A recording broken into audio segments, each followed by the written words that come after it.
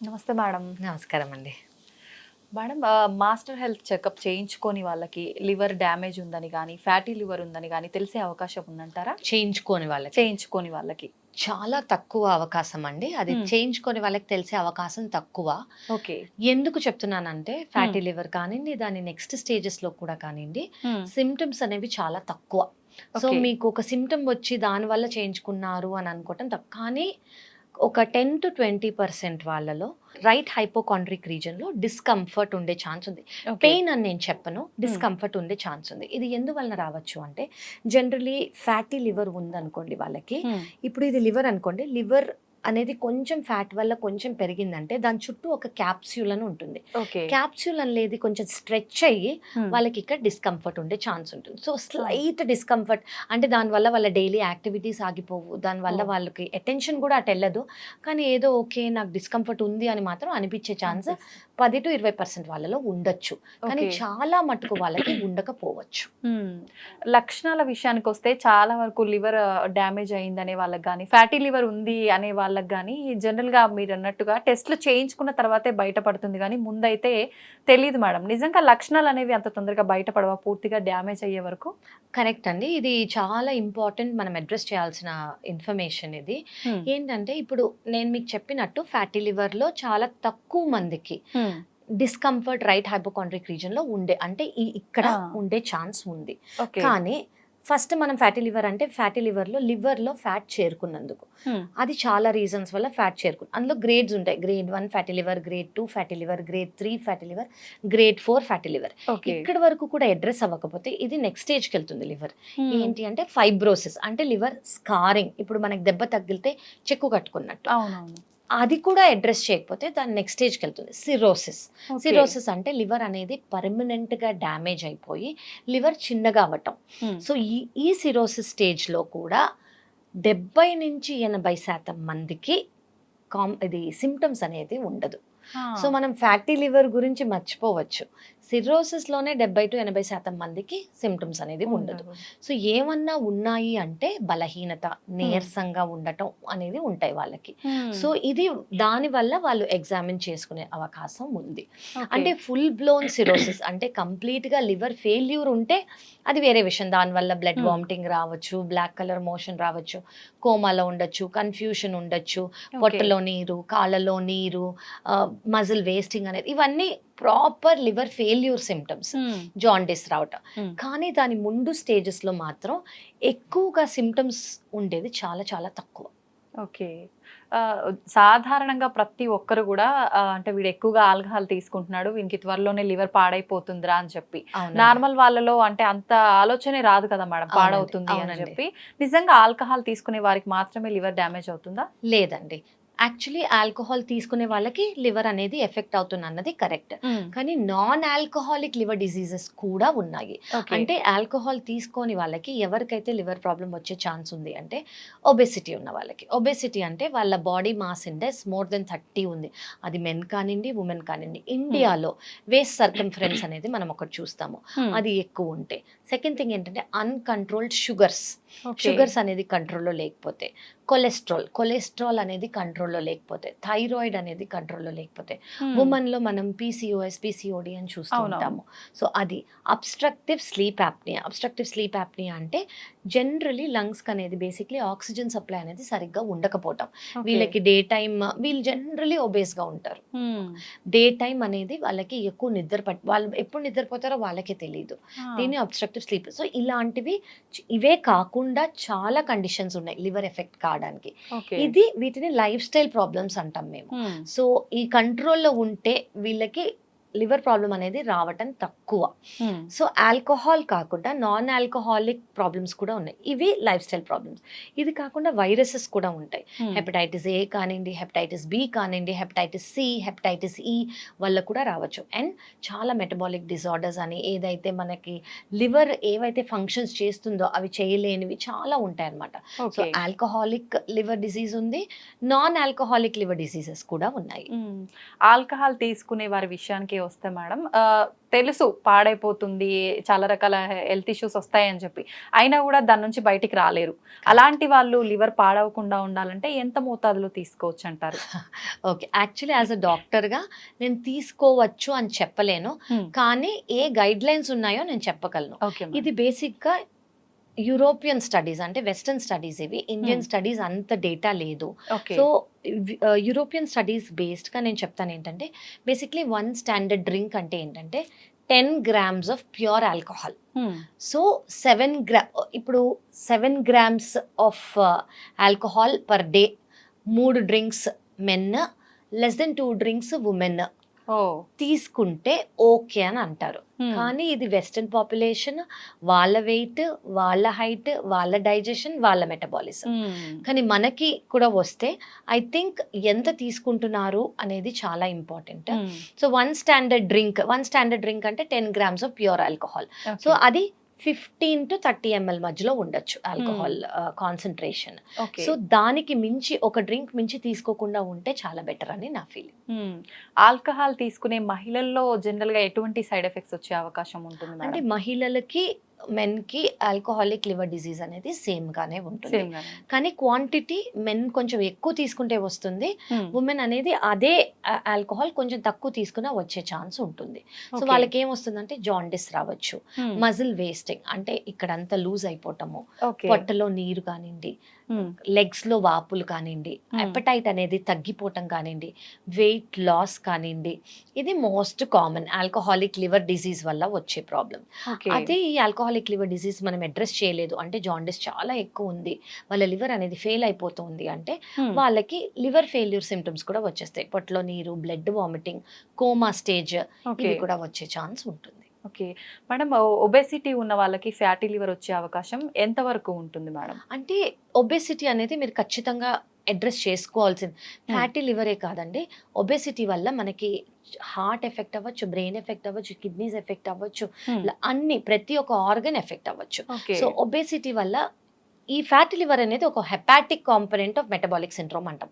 అంటే sugar, BP, PCOS వీటన్నిటితో పాటు ఫ్యాటీ లివర్ కూడా. సో ఇవన్నీ ఒబెసిటీలో వచ్చే ఛాన్స్ ఉంది కాబట్టి వీళ్ళు ఖచ్చితంగా వాళ్ళ వెయిట్ తక్కువ చేసుకుంటే ఇది ఆర్గన్స్ మీద బర్డెన్ కాదు. సో ఆర్గన్స్ అనేది చాలా ఎక్స్ట్రా వర్క్ చేయాల్సి వస్తుంది ఒబెసిటీలో. సో అంత వర్క్ చేస్తున్న కొద్దీ అవి టైర్ అయిపోయి ఫెయిల్ అవుతున్నట్టు అనమాట. సో అంత బర్డెన్ అనేది ఆర్గన్స్కి ఇవ్వకుండా వెయిట్ లాస్ అవ్వటం చాలా మంచిది. ఓకే, వాళ్ళు అంటే వెయిట్ లాస్ అయితే ఆటోమేటిక్ గా ఫ్యాటీ లివర్ సమస్య తగ్గుతుందా మేడం? ట్రీట్మెంట్ ఉండాలా? అంటే ఫ్యాటీ లివర్ తగ్గడానికి ఓన్లీ వెయిట్ లాస్ కాదండి. అంటే ఒబెసిటీ వల్ల ఫ్యాటీ లివర్ వచ్చింది అనుకోండి, వెయిట్ లాస్ తో పాటు డైట్, దాంతో పాటు ఇప్పుడున్న మెడికేషన్స్ తీసుకున్నారనుకోండి, దాంతో ఖచ్చితంగా ఫ్యాటీ లివర్ అనేది రివర్స్ అయ్యే ఛాన్స్ ఉంది.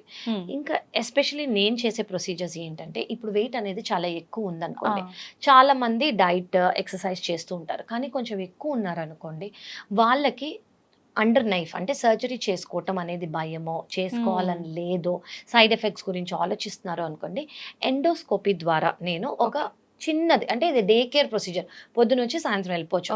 ఎండోస్కోపీ అంటే నోట్లో ఒక ట్యూబ్ పెడతాము, ఆ ట్యూబ్ ద్వారా ఒక బలూన్ని ఇన్ఫ్లేట్ చేస్తాం అనమాట. ఇప్పుడు ఇది వాళ్ళ స్టమక్ అనుకోండి, ఇంత బలూన్ ఇన్ఫ్లేట్ చేస్తాం అంటే వాళ్ళు ఇంత తినగలిగే వాళ్ళు ఇంతే తినగలుగుతారు. సో వాళ్ళకి ఇమ్మీడియట్గా కొంచెం తినంగానే పొట్ట ఫుల్ అనిపిస్తుంది. సో వాళ్ళ డిజైర్డ్ వెయిట్ లాస్ అయ్యాక మనం ఈ బలూన్ని తీసేసి ఎండోస్కోపీ పెట్టి బలూన్ తీసేయచ్చు. సో ఈ బలూన్కి యూజ్ చేసే product of course human grade silicon, చాలా మంచిది, మెడికలీ అప్రూవ్డే. సెకండ్ థింగ్ ఏంటంటే, దీనికి సైడ్ ఎఫెక్ట్స్ ఉన్నాయి అంటే దీనికి సైడ్ ఎఫెక్ట్స్ లేవు. కానీ స్టార్టింగ్ లో ఎప్పుడు పొట్ట ఫుల్ గానే ఉంటుంది కాబట్టి వాళ్ళకి వామిటింగ్ వచ్చే సెన్సేషన్, ఆల్వేస్ ఫుల్ అనిపిస్తారు, ఎప్పుడు కడుపు నిండుగా తిన్నట్టు వాళ్ళకి అనిపిస్తుంది. ఫస్ట్ వీక్ వాళ్ళకి అలవాటు అయిపోయింది అనుకోండి, తర్వాత ఈజీగా 6 months ఈజీగా వాళ్ళు కంటిన్యూ చేయొచ్చు. కొంతమంది 3 months లోనే రావచ్చు డిజైర్డ్ వెయిట్ లో, కొంతమంది 6 months లో రావచ్చు.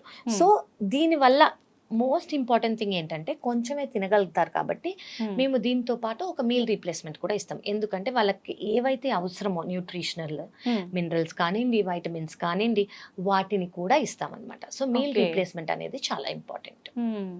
మేడం చాలా మంది రెగ్యులర్ గా కూల్ డ్రింక్స్ ఎక్కువగా తాగుతూ ఉంటారు. దాహం వేసిందంటే చాలు వాటర్ కన్నా ఎక్కువగా కూడా కూల్ డ్రింక్సే వాళ్ళ లైఫ్ లో ఒక పార్ట్ అయిపోతాయి. కరెక్ట్. ఇలాంటి వాళ్ళు జనరల్ గా ఎలాంటి హెల్త్ ఇష్యూస్ వస్తాయి, వీళ్ళకు లివర్ డ్యామేజ్ అయ్యే అవకాశం ఉంటుందా? ఖచ్చితంగా అండి.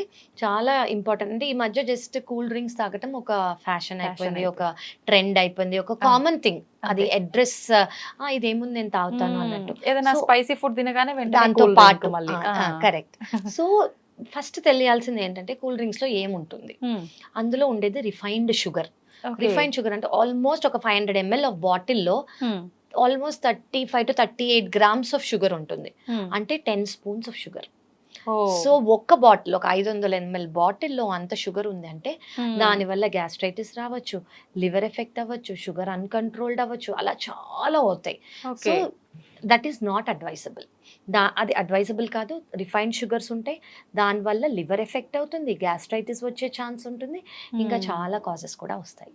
ఓకే, రెగ్యులర్ గా అంటే అసలు అవాయిడ్ చేయడం ఖచ్చితంగా. ఎందుకంటే అందులో డైరెక్ట్ రిఫైన్డ్ షుగర్స్ ఉంటాయి.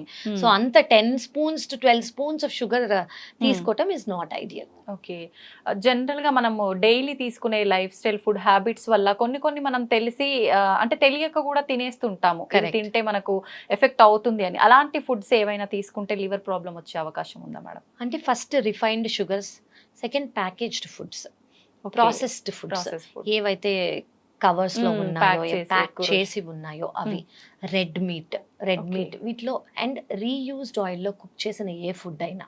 సో వీటిలో ట్రాన్స్ ఫ్యాట్స్ అనేది ఎక్కువ ఉంటాయి. So red meat, trans fats and refined sugar and fructose corn syrup అనేది మీ లేబుల్ మీద కనిపించింది అనుకోండి, మీరు ఏదైనా తీసుకున్నారు, ఆ బ్యాగేజ్ కవర్ మీద ఫ్రక్టోస్ కార్న్ సిరప్ అని ఉంటే అది అవాయిడ్ చేయాలి. ఇవన్నీ లివర్ని ఎఫెక్ట్ చేసే ఛాన్స్ ఉంది. ఓకే, చాలా మంది అంటే మనకు 100లో ఒక 50% మందికి లేడీస్ కి ఎక్కువగా పీసీఓడి ప్రాబ్లమ్స్, పీసీఓఎస్, థైరాయిడ్ ఇలాంటి ప్రాబ్లమ్స్ ఎక్కువగా చూస్తుంటాం. వీళ్ళలో జనరల్ గా లివర్ కి సంబంధించిన ప్రాబ్లం వచ్చే అవకాశం ఎంత వరకు ఉంటుంది? దానికి సంబంధించిన లక్షణాలు మనకు ఏ రకంగా ఐడెంటిఫై చేయొచ్చు? బేసిక్లీ పీసీఎస్ ఉన్న వాళ్ళకి ఇన్సులిన్ రెసిస్టెన్స్ అనేది ఉంటుంది అనమాట. సో వీళ్ళలో ఫ్యాటీ లివర్ వచ్చే ఛాన్స్ ఉంటుంది. ఫ్యాటీ లివర్ అనేది వచ్చింది అంటే, ఇప్పుడు జనరలీ ఫ్యాటీ లివర్ దేని వల్ల వచ్చింది, దానికోసం మేము మెడికేషన్స్ ఇస్తాము. సో మేము ఎలా అప్రోచ్ చేస్తామంటే ఇది ఒక హోలిస్టిక్ అప్రోచ్. డైట్ అనేది వాళ్ళు ఏం తీసుకోవాలి, హై ప్రోటీన్, లో ఫ్యాట్, లో కార్బోహైడ్రేట్ డైట్. ఫ్యాటీ లివర్ కి మెడికేషన్స్ ఇస్తాము. వెయిట్ అనేది ఎక్కువగా ఉంటే వెయిట్ లాస్ అవ్వటము, ఎలాంటి డైట్ అనేది వాళ్ళు తీసుకోవాలి, దాంతో పాటు పీసీఓఎస్ కూడా ట్రీట్ అవుతూ ఉండాలి. సో దట్ ఫ్యాటీ లివర్ అనేది రిక్కర్ కాకుండా ఉండడానికి, మళ్ళీ రాకుండా ఉండడానికి. సో మెయిన్ కాజ్ ఏదైతే ఉందో అది ట్రీట్ చేస్తూ ఫ్యాటీ లివర్ ని మనం ట్రీట్ చేసాం అనుకోండి, కంప్లీట్ గా రివర్స్ అయిపోతుంది. ఓకే మేడం, ఇందాక మీరు చెప్పారు రెడ్ మీట్ తీసుకునే వాళ్ళకి కూడా లివర్ పాడయ్యే అవకాశం ఉంటుంది. ఎక్కువగా అంటే నాన్ వెజ్ ఫుడ్ లో ఇంకా ఎటువంటి రకాల ఫుడ్స్ తీసుకుంటే లివర్ డ్యామేజ్ అయ్యే అవకాశం? So chicken, fish, egg white అనేవి లీన్ మీట్స్, అవి ప్రోటీన్. అందులో ఫ్యాట్ అనేది తక్కువ. అంటే డీప్ ఫ్రైడ్ చేస్తే తప్ప ఆయిల్ వల్ల వచ్చే ఫ్యాట్ కానివ్వండి, వాటిల్లో ఫ్యాట్ లేదు. ఓకే, రెడ్ మీట్ అంటే మటన్ తీసుకోవచ్చు, బీఫ్, పోర్క్, వీటిలలో ఫ్యాట్ అనేది ఎక్కువ ఉంటుంది. సో ఇవి అవాయిడ్ చేయడం చాలా ఇంపార్టెంట్. ఓకే, జనరల్ గా మనం ఫ్యాట్ ఎక్కువ తీసుకుంటే ఫ్యాటీ లివర్ వస్తుంది అని చెప్పి అందరం అనుకుంటా ఉంటాం కదా మేడం, ఇది నిజమే అంటారా? ఫ్యాట్ ఎక్కువ అంటే అండి, చాలా మటుకు ఫ్యాట్ అనేది మనకి డైజెషన్ కి, మన మెటబాలిజం కి చాలా ఇంపార్టెంట్. ఎక్కువ తీసుకుంటే ప్రాబ్లం ఉంది కానివ్వండి, అవాయిడ్ చేయాల్సిన అవసరం లేదు. సో ఐ ప్రిఫర్ ఒక గుడ్ ఫ్యాట్, అంటే కోకోనట్ ఆయిల్ కానివ్వండి, గీ కానివ్వండి, బటర్ కానివ్వండి, మంచి సోర్స్ గా మనం ఫ్యాట్ అనేది కరెక్ట్ అమౌంట్ లో తీసుకుంటే దాని వల్ల ప్రాబ్లం లేదు. కానీ ఓన్లీ ఫ్యాటే తీసుకుంటారు చూడండి, చాలా మంది ఓన్లీ ఫ్రైడ్ ఫుడ్స్ తీసుకుంటారు, అవన్నీ they are not advisable. Okay, liver హెల్దీగా ఉండాలంటే పర్టికులర్ గా మనం లైఫ్ స్టైల్ ఎటువంటి ఫుడ్ యాడ్ చేసుకుంటే బాగుంటుంది మేడం? అంటే లివర్ హెల్త్ కోసం అండి, నేను ఇది ఒక్కటే తినండి అని నేను అనను. బ్యాలెన్స్ డైట్ అనేది చాలా ఇంపార్టెంట్. ఆ బ్యాలెన్స్ డైట్ లో ప్రోటీన్, ఫ్యాట్ ఎక్కువ ఉంచుకొని, కార్బోహైడ్రేట్స్ తక్కువ ఉండి, ఒక ప్రోబయోటిక్, ఒక ఫైబర్, ఇవి ఇంక్లూడ్ చేసుకుంటే లివర్ అనేది బాగుంటుంది. లివర్ మీద బర్డెన్ పడకుండా, ఆల్కహాల్ అనేది యూజ్ చేయకుండా ఉంటే it is better. Okay, thank you madam, thank you very much. Thank you so much. And for more videos, please subscribe to iDream. Please subscribe to iDream. Please subscribe iDream. And please subscribe to iDream. For more videos, subscribe to iDream. please like, share and subscribe to the channel. Congratulations, iDream. Subscribe to iDream. Subscribe to iDream. So subscribe to iDream Media. IDream team అందరికి huge congratulations. Please subscribe iDream Media. Please subscribe to iDream. Subscribe iDream. Please subscribe to iDream. iDream అంటే నా కళల ఛానల్ను subscribe చేసుకున్న నోరు తిరుగుతలేదు, మీరైతే గంట గుర్తు కొట్టండి. For more such videos, please subscribe to iDream. Subscribe to iDream. Please subscribe to iDream. Please subscribe iDream Media. Please do subscribe to iDream. Please subscribe to iDream media. For best entertainment and information, please subscribe iDream. And don't forget to subscribe to iDream.